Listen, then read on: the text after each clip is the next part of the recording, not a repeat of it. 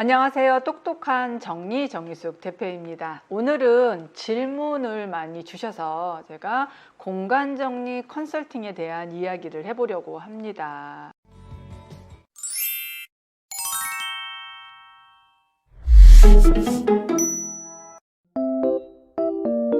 공간정리 컨설팅을 받으려면 얼마나 비용이 드나요?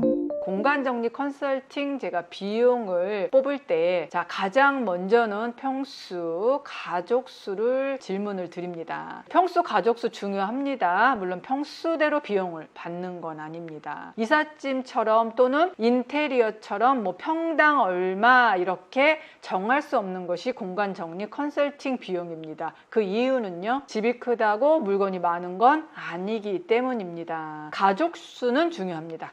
가족수가 중요한 것은 물건을 그 가족수만큼 나누어야 되기 때문에 1인 가족과 5인 가족은 난이도가 훨씬 더 높습니다. 5인 가족이 훨씬 더 일이 많죠. 속옷도 5종류로 나누고, 양말도 5종류로 나누고, 바지도 5종류로 나누고, 패딩도 다 나누어야 되기 때문이죠. 그리고 각각 사용자별로 물건이 있기 때문에 한 명이 거주하는데 물건의 양이 많은 집과 5명이 거주하는데 물건의 양이 많은 것은 좀 난이도가 다르다라고 이해하시면 됩니다. 그러면 또 비용을 결정하는 요인 중에 중요한 부분은 가구 배치가 있느냐, 공간을 재구성해 줄 것이냐. 가구를 옮겨서 정리가 필요한 집이 있고요. 가구는 옮기지 않고 물건의 위치만 바꾸어서 정리가 가능한 경우도 많이 있습니다.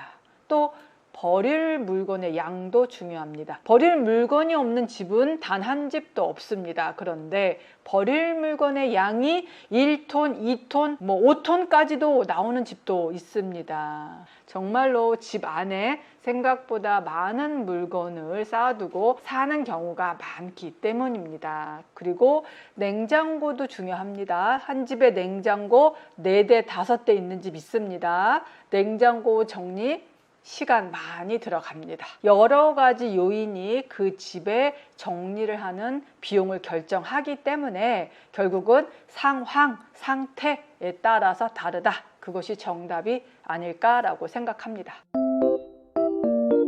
어디까지 정리를 해놓고 맡겨야 되나요? 공간 정리 컨설팅을 맡기고 싶은데 얼만큼 치워두고 정리를 맡겨야 되나요? 라고 궁금해 하시는 분들이 많이 있으세요. 또 가장 질문 많이 하시는 분들이 물건을 버릴 게 있다면 버려두고 의뢰할까요? 라고 물어보시는 분들도 많습니다. 버릴 물건도 전문가와 함께 하시는 겁니다. 그러면 어떻게, 어디까지 그냥 이렇게 있는 상태로 그냥 맡기나요? 네, 속옷은 어떡하죠? 또 고민하십니다. 네, 창피해요. 저의 그 아주 예민한 부분, 그 속옷은 어떻게 해야 될까요? 속옷까지도 해주시나요? 네, 속옷까지 다 정리합니다. 지하 창고가 있는데요. 당연히 이야기하셔야죠. 지하 창고에 있는 물건 다 꺼내서 지하 창고도 베란다도 다 정리해야 합니다. 경우에 따라서 가방 속까지도 다 정리합니다. 여행용 가방 열어봅니다. 무엇이 들어있는지. 여행용 가방 안에 여행용 가방이 들어있으면 다시 닫지만 여행 갔다 온 물건이 그대로 있다면 다 꺼내서 제자리로 돌립니다. 상자 안에 다 꺼냅니다. 다 열어보고요. 확인합니다. 주인이 무엇이 들어있는지 잊어버리는 경우도 굉장히 많습니다. 어디부터 어떻게 내가 일을 해놓고 의뢰하나요? 아무것도 안 하셔도 됩니다. 근데 부탁을 좀 드리는 경우가 생각 정리는 좀 해주세요. 네, 생각 정리라는 것은 왜 정리하려 하는가? 우리 가족에게 어떤 공간이 필요한가? 나는 어떤 집을 꿈꾸고 있는가? 그리고 얼만큼 앞으로 이 정리 후 내 생활이 바뀌었으면 좋겠는가? 라는 고민, 생각 정리는 꼭 하신 후에 의뢰해 주세요 라고 부탁을 드립니다. 컨설팅 의뢰 가능한 지역을 알고 싶습니다. 네, 저도 지방에 가고 싶습니다. 사실 아침에 시작해서 저녁에 마무리를 해야 되는 저의 일 특성상 좀 거리가 먼 곳은 여러 명이 움직이다 보니까 굉장히 경비도 많이 들고 좀 힘든 여러 가지 요건이 좀 있습니다. 가끔은 저의 단골 고객님이 계십니다. 그런데 지방으로 어쩔 수 없이 발령 받으시거나 사업차 이사를 가시는 분들은 예외 상황은 있습니다. 그래서 좀 멀지만 또 1박 2일로 가는 경우도 있습니다. 예외는 항상 있죠. 그런데 아무래도 여러 가지 조건을 좀 체크도 해봐야 되고 여러 명이 움직이다 보니까 부담되는 거는 사실입니다. 그럴 경우에는 고객님과 좀 더 자세한 경비에 대한 것도 의논을 드리고요. 서로가 이런 거 좀 잘 맞춰서 가끔씩은 진행하는 경우가 있습니다. 그런데 지방 같은 경우도 저도 부담스럽고 또 경비에 대한 지출도 고객님이 부담을 또 해 주셔야 되는 부분이라서 저도 조심스럽기 때문에 말씀을 드립니다. 그래서 우선은 서울과 경기 지역 가능하시고요. 앞으로 좀 더 먼 곳까지 할 수 있도록 저도 노력하도록 하겠습니다. 몇 명의 정리 전문가들이 투입되나요?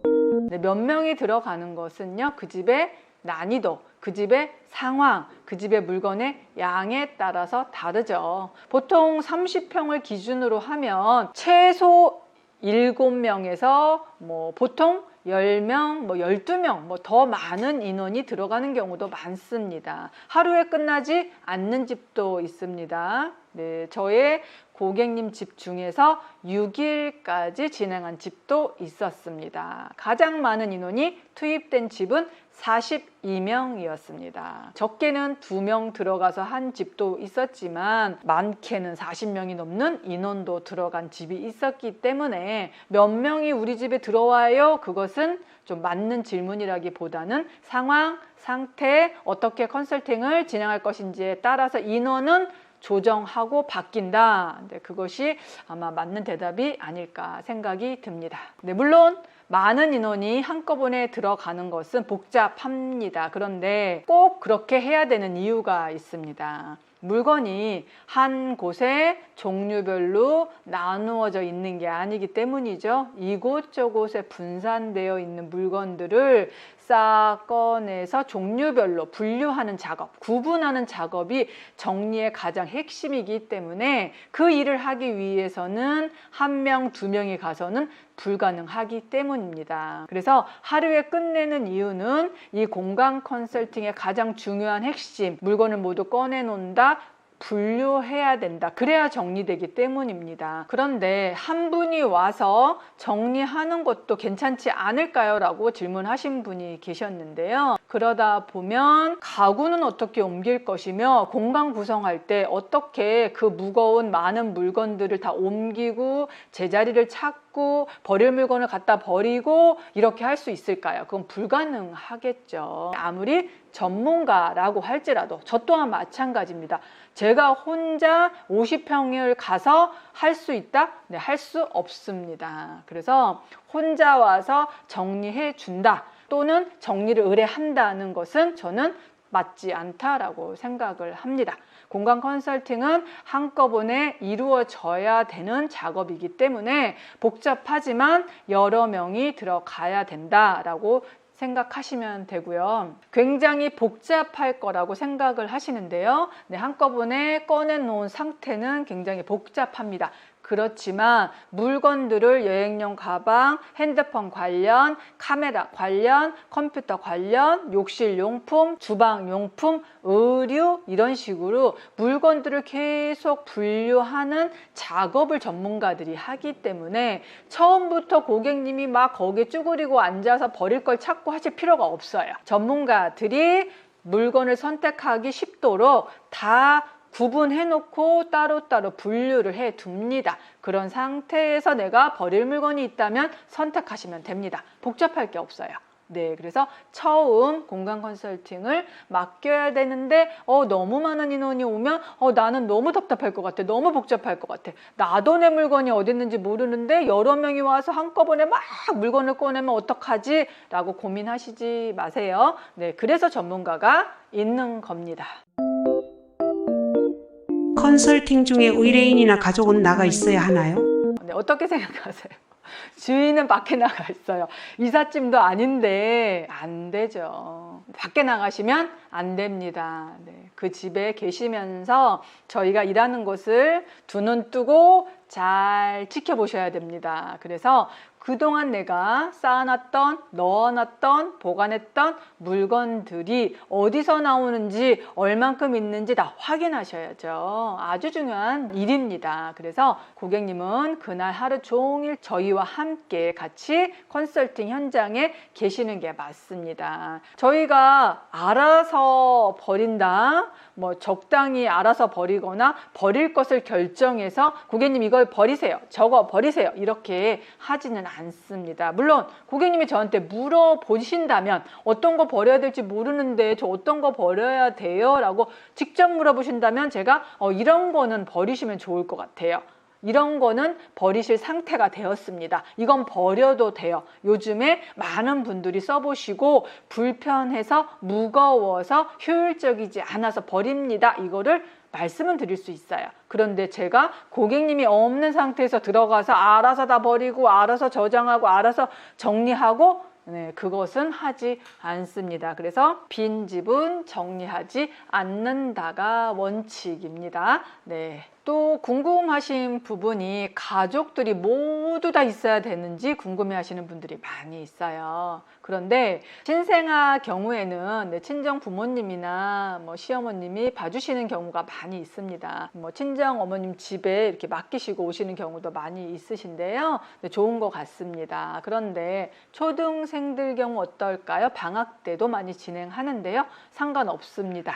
그런데 가끔은 우리 아이가 내 거 만지지 마, 내 거 버리지 마 이렇게 떼쟁이 친구들이 있어요. 네, 이럴 때는 조금 일을 진행하는데 어려움이 조금 있습니다. 아이가 짜증내면 엄마가 좀 힘들죠. 그래서 아이가 유치원에 갔을 때나 학교 갔을 때 하는 게 좋지 않을까라는 생각을 하고요. 남편분 계셔도 되나요? 네, 당연히 계셔도 됩니다. 당연히 가족이 많을수록 그분이 사용하지 않는 물건도 결정할 수 있고요. 또 버리고 싶은 물건도 또 본인이 선택하실 수도 있기 때문에 가족들은 많이 계실수록 저는 환영합니다. 애완동물 많이 키우실 텐데요. 강아지나 고양이 같은 경우는 문을 열어두면 바깥으로 나갈 수도 있고요. 물건들을 모두 꺼내 놓으니까 강아지도 정신이 없어요.